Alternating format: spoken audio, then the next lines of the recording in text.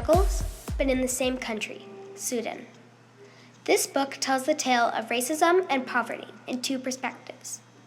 Naya must go get water for her family. She walks 8 hours a day. Salva must flee from his war-torn village by foot. He is a lost boy refugee who hopes to find family and safety. This story unfolds in two time zones, Naya in 2008 and Salva in 1985. This book does not belong in a series, but I wish it did because it was such a good and interesting book.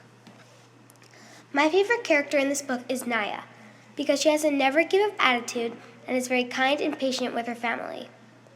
Also, she is very thoughtful and never complains to others, even though she must walk pretty much the whole day to get water for her family. Even though the water, it is not clean. Also, because of the dirty water, her little sister gets ill and needs medical treatment, which is a day's walk away. Salva is sure his family is dead by starvation, bullets, war, soldiers, fires, and so on, which is very sad. This story has two different plots all in one. They both have different stories, but in the same hope, safety and good health. This book takes place in one of the poorer parts of Sudan, except in the beginning. Salva lives in one of the nicer places in Sudan. The war destroys all of that. I felt the author, Linda Sue Park, did a very good job expressing the feelings of the characters in the book. I could tell easily when one was feeling happy, sad, mad, excited, or so on. This book was very easy to follow because the author used pretty simple words and explained all the concepts very well. I would recommend this book ages 10 or 11 plus because it is not at all a very difficult read, but it has some violence with the concept of the war.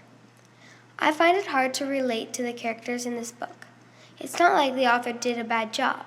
It is just that I have never lived in war or had to do such struggles for clean water.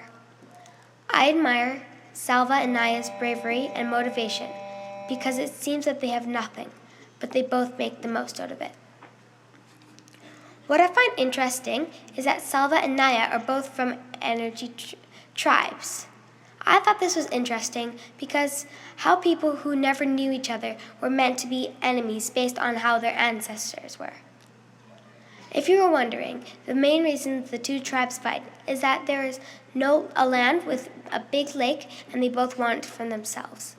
I don't understand why they just share it on account of so many young men died while fighting for it.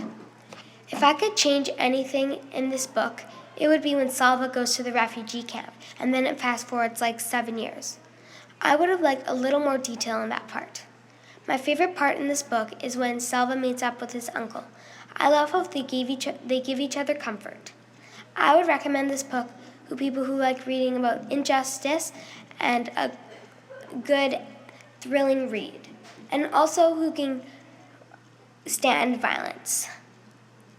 I would give this book 5 out of 5 stars because the book was very, very well written and executed.